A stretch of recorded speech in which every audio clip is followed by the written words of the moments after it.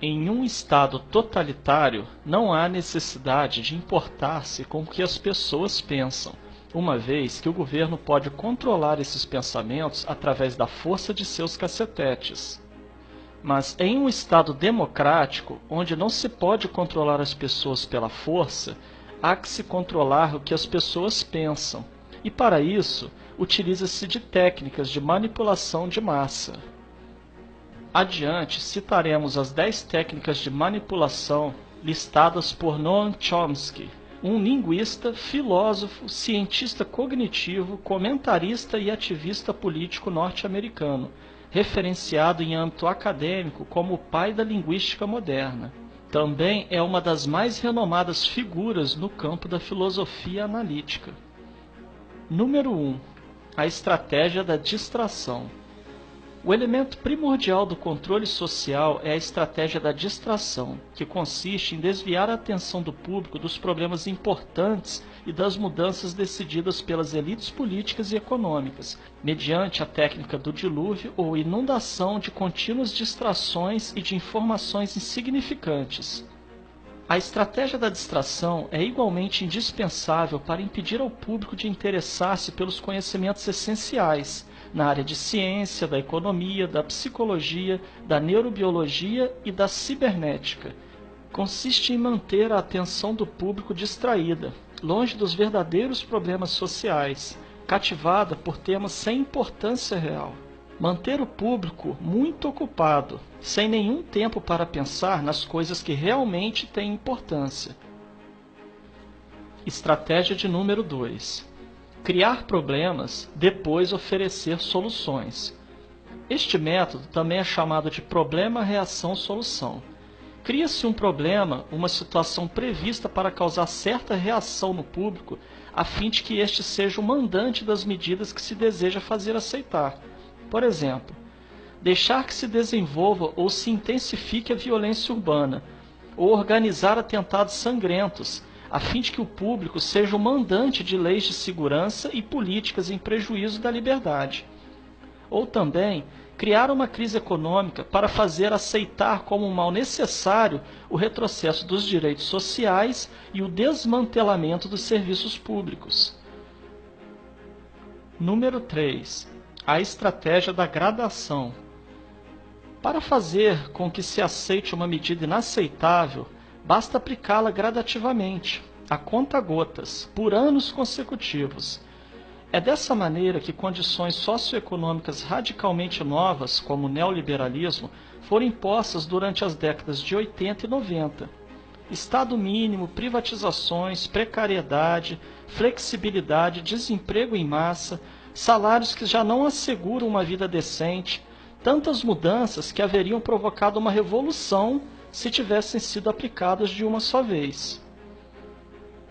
Número 4. A estratégia do deferido. Outra maneira de se fazer aceitar uma decisão impopular é de apresentá-la como sendo dolorosa e necessária, obtendo a aceitação pública no momento para uma aplicação futura. É mais fácil aceitar um sacrifício futuro do que um sacrifício imediato. Primeiro, porque o esforço não é empregado imediatamente. Em seguida, porque o público, a massa, tem sempre a tendência a esperar ingenuamente que tudo irá melhorar amanhã e que o sacrifício exigido poderá ser evitado. Isto dá mais tempo ao público para acostumar-se com a ideia de mudança e de aceitá-la com resignação quando é chegado o momento. Estratégia número 5. Dirigir-se ao público como crianças de baixa idade. A maioria da publicidade dirigida ao grande público utiliza discurso, argumentos, personagens e entonações particularmente infantis, muitas vezes próximos à debilidade, como se o espectador fosse um menino de baixa idade ou um deficiente mental. Quanto mais se deseja enganar ao espectador, mais se tende a adotar um tom infantilizante. Por quê? Se você se dirige a uma pessoa como se ela tivesse a idade de 12 anos ou menos, então, em razão da sugestionabilidade, ela tenderá, com certa probabilidade, a uma resposta ou reação também desprovida de um sentido crítico, como a de uma pessoa de 12 anos ou menos de idade. Estratégia número 6. Utilizar o aspecto emocional muito mais do que a reflexão. Fazer uso do aspecto emocional é uma técnica clássica para causar um curto-circuito na análise racional e, por fim, ao sentido crítico dos indivíduos.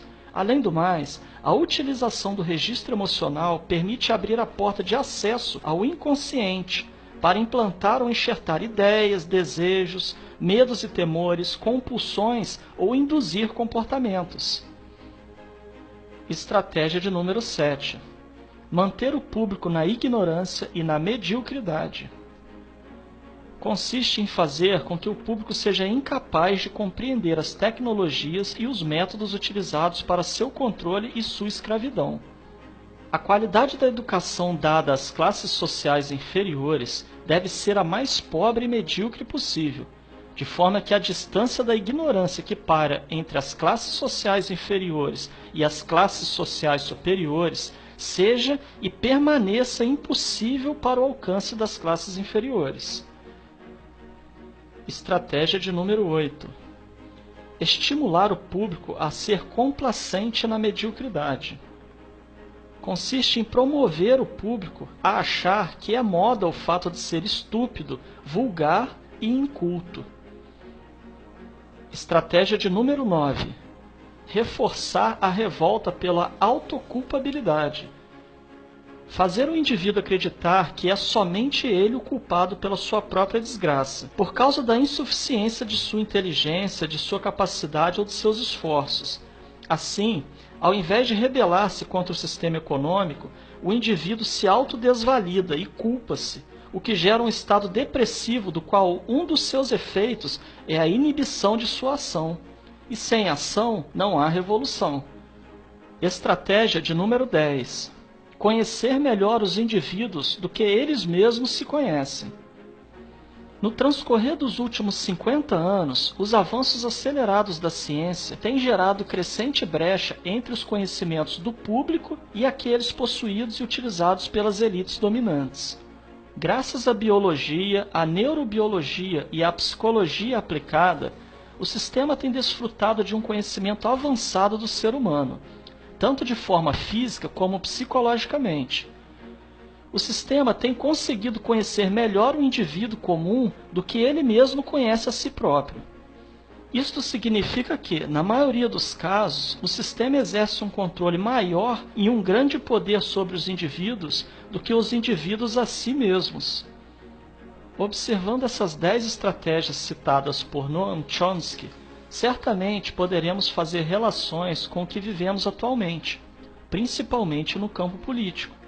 Portanto, é dever de cada um analisar cada fato e notícia a partir de seu próprio ponto de vista, reunindo a maior quantidade de informações possível. Somente assim conseguiremos anular os efeitos manipuladores que estão embutidos nas propagandas, notícias e acontecimentos.